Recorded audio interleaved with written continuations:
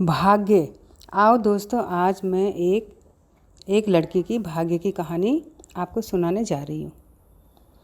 20 वर्ष की उम्र में विधवा हो गई थी। अभी अल्हड़पन की उम्र थी। 1 वर्ष के बच्चे की माँ थी। इतनी सी उम्र में विधवा होने का दर्द। रचना की ज़्यादातर सहेलियाँ अभी कुंवारी ही थी। वह सोचती, काश मैं भी इन सभी की तरह अभी स्वच्छंद होती। मेरा भाग्य ऐसा क्यों है? बाकी सभी की तरह क्यों नहीं है? मैंने तो कोई ऐसा गलत काम नहीं किया। विधाता ने किस गुनाह की सज़ा मुझे दी है? बचपन में माता पिता का साया भी पूरी तरह नसीब नहीं हुआ। ऐसा नहीं था कि पिताजी नहीं थे, होकर भी हमारे लिए नहीं थे। वह पिताजी गांव छोड़कर चले जाते थे। कहाँ जाते थे ये कोई नहीं जानता था। माँ भी नहीं जानती थी। माँ अकेली हम दोनों बहन भाइयों का पालन करती थी। धन दौलत के नाम पर गांव में एक छोटा सा घर था। एक माँ थी। माँ मजदूरी करके कुछ पैसे कमा कर लाती, उसी पैसे से घर चलता था। गरीबी के कारण माँ रचना को स्कूल नहीं भेज सकी। माँ मजदूरी करने जाती थी। रचना घर और छोटे भाई को संभालती थी। इसी तरह उनकी ज़िंदगी आगे बढ़ रही थी। अब रचना 16 वर्ष की हो गई थी। चाचा ताऊ सभी को लगता था कि रचना उन पर बोझ है। इस बोझ को उन्होंने कम करना है। सभी ने मिलकर थोड़ा पैसा इकट्ठा किया, एक लड़का तलाश किया और रचना की शादी कर दी। इतनी कच्ची उम्र में रचना ससुराल आ गई। गरीब की बेटी थी, जल्दी ही सभी के साथ घुल मिल गई। रचना का पति भी रचना को बहुत प्यार करता था। समय अच्छा गुजरने लगा। रचना खुश थी।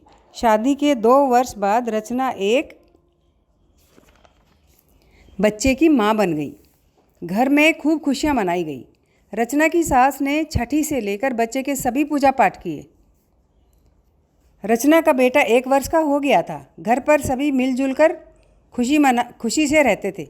रचना के बेटे का पहला जन्मदिन था। उसका पति बाजार से सामान लाने गया था। अचानक फ़ोन की घंटी बजी। रचना ने फ़ोन उठाया तो दूसरी तरफ से आवाज़ आई कि सूरज का एक्सीडेंट हो गया है। घर में तूफान सा आ गया। पल भर में सारी खुशियाँ मातम में बदल गई। सूरज की मौत हो गई थी। सारा परिवार मान रहा था कि सूरज की मौत की जिम्मेदार रचना है। रचना का भाग्य अच्छा नहीं है, इसी कारण से सूरज की दुर्घटना में मौत हो गई है। रचना की ज़िंदगी उजड़ गई। उसका पति का देहांत हो गया। सास उसको हर बात में सताने लगी। उसको मनहूस जैसी उपाधियों से नवाजा जाने लगा। विधवा होना ही काफ़ी दुखदाई होता है। ऊपर से सास व नंदों के ताने रचना की आंख का आंसू नहीं सूखने देते थे। रचना का एक ही सहारा और खुशी उसका बेटा था। बेटा को देखकर वह अपना दर्द कुछ समय के लिए भूल जाती थी। 1 वर्ष का बेटा अपनी नन्ही नन्ही उंगलियों से मम्मी के गाल पर आए आंसुओं को चेहरे पर रगड़ता रहता था, जैसे कि वो अपनी माँ का दर्द समझ रहा हो। बाकी हर कमी रचना की सास ससुर ने पूरी कर दी। उन्होंने मिलकर फैसला किया कि रचना को उसके मायके भेज दिया जाए और उसके बच्चे को सास पालेगी। अंत में इस फैसले पर सभी की सहमति हो गई। रचना की यह खुशी भी सभी ने मिलकर छीन ली। समाज और परिवार के दबाव के सामने रचना कुछ भी नहीं कर सकी। अपने जिगर के टुकड़े को रोता बिलखता छोड़कर रचना को मायके में आना पड़ा। मायके में आकर वह एक जीवित लाश जैसे हो गई। बच्चे की याद में हमेशा रोती रहती थी।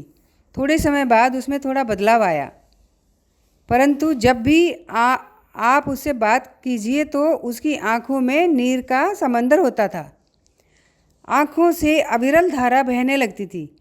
इसी प्रकार दुख दर्द के साथ 5 वर्ष बीत गए। इन 5 वर्षों में रचना एक बार भी अपने जिगर के टुकड़े को नहीं देख पाई। रचना के पिता को एक पुरुष मिला जिसकी पत्नी का स्वर्गवास हो गया था। उसके 2 बच्चे थे। उससे रचना की शादी का प्रस्ताव आया। रचना शादी करने को तैयार हो गई। रचना का महेश के साथ दूसरा विवाह हो गया। 1 वर्ष बाद रचना ने एक बिटिया को जन्म दिया। महेश, रचना का दूसरा पति, अक्सर बीमार रहता था। शादी के 2 वर्ष अभी पूरे नहीं हुए थे कि महेश चल बसा। रचना फिर से विधवा हो गई। इस बार रचना को वसीयत में 3 बच्चों की जिम्मेदारी मिली। गरीबी का आलम ऐसा था कि भरपेट खाना भी नसीब नहीं होता था। रचना के माता पिता व भाई कोई भी उसकी मदद को आगे नहीं आया। रचना सोचती कि अगर वह पढ़ी लिखी होती तो कुछ अच्छा काम करके बच्चों को भरपेट खाना दे पाती। अनपढ़ होने के कारण वह सिर्फ मजदूरी ही कर सकती थी। रचना अब फैक्ट्री में काम करके कुछ पैसे कमाती थी। इसी से अपना और अपने तीनों बच्चों का आधा पेट भर पाती थी। यह थी रचना के भाग्य की कहानी। रचना जहाँ भी गई भाग्य उसके साथ चला। अगर रचना के माता पिता ने उनको पढ़ाया होता तो रचना अपना भाग्य बदल सकती थी। रचना के सास ससुर ने उसका बेटा ना छीना होता तो शायद उसका समय अच्छा होता।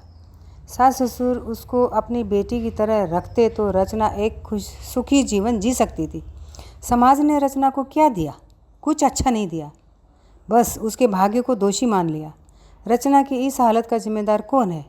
भाग्य तो बिल्कुल जिम्मेदार नहीं है। माता पिता, समाज और ससुराल सभी इसके जिम्मेदार हैं। लड़कियों को पढ़ाना ज़रूर चाहिए ताकि वे अपने जीवन को सार्थक बना सकें।